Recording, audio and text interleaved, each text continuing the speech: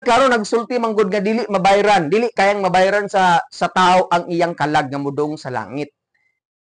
Kay ang kwarta mga igsoon dili gid ni siya ang kanang rason aron kita makabaton sa kinabuhing walay katapusan. Amen. Sumuti istorya. Gipasigarbo ayo sa batanong dato nga dato siya maayo siyang tao pero napamatud-an sa Ginoo nga siya walay tinuod nga relasyon sa Ginoo.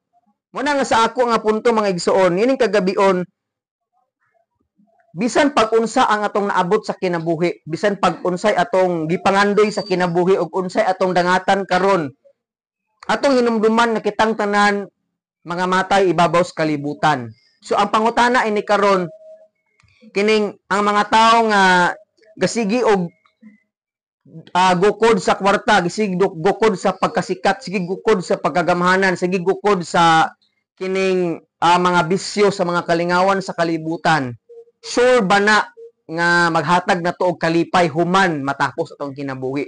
Kaya ang Bible nagsulti mga igsoon, mas daghan pang pagwali si Jesus kabahig impierno kaysa sa langit. Nganuman, concern kaayo siya og importante kayo niyang iwali nga ang tao pag dili mo biya sa sala ug dili mangalagad sa Ginoo, di mo tuo ni Kristo, kalaglagan sa impierno ang padulngan. Amen?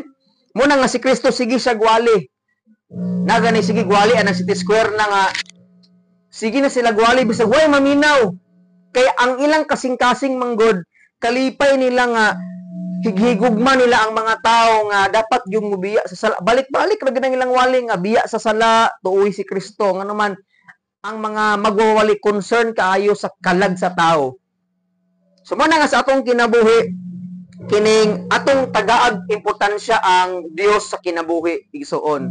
Kay matud pa sa kong ingon kanina bisan pag naa kay ipasigarbo ibabos kalibutan atubangan sa Ginoo di nimo na mapasigarbo nganuman tanang butang atong naangkon sa kalibutan ato ning biyaan. Ang pangutana naa ba tay ikapasigarbo atubangan sa Dios?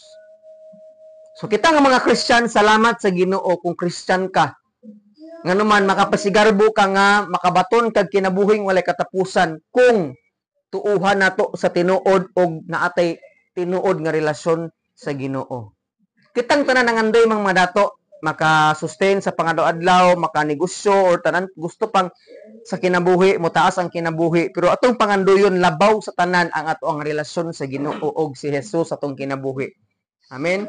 Kay dili lagi ang tao, dili tong tao nga gasig suroy-suroy sa plaza nga walay pulianan ang pinakaluoy. Ang tao nga pinakaluoy katong tao nga walay Kristo sa kinabuhi.